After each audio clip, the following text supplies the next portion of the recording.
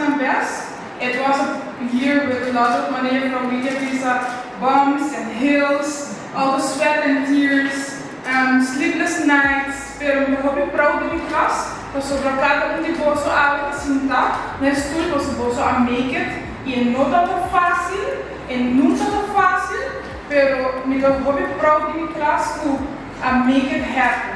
É para mim é hopi duro, é que não tá hopi fácil, pero seguro que vou fazer o best para make it happen. FEFTA é faculdade de financeiro, dus saya vou aqui para accounting of marketing.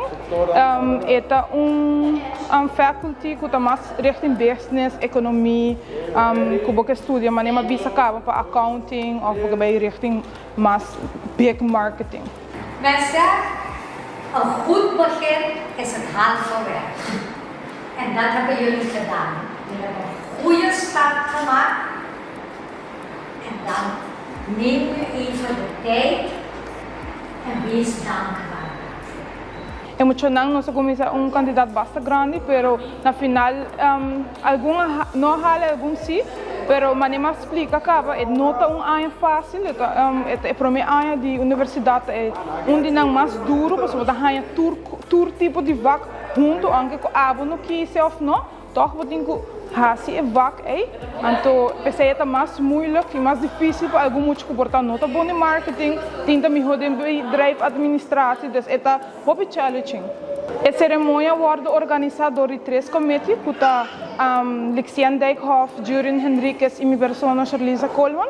Agora organizada em luna de tempo, nós temos alguns sponsors que nós estamos agradecidos por isso. Essa é a faculdade de FEFTA em total 4 anos, e para mim é próprio 2 que nós acabamos de ainda nós temos 3 anos mais para luta e brinca, para na final nós podemos nosso bachelor degree.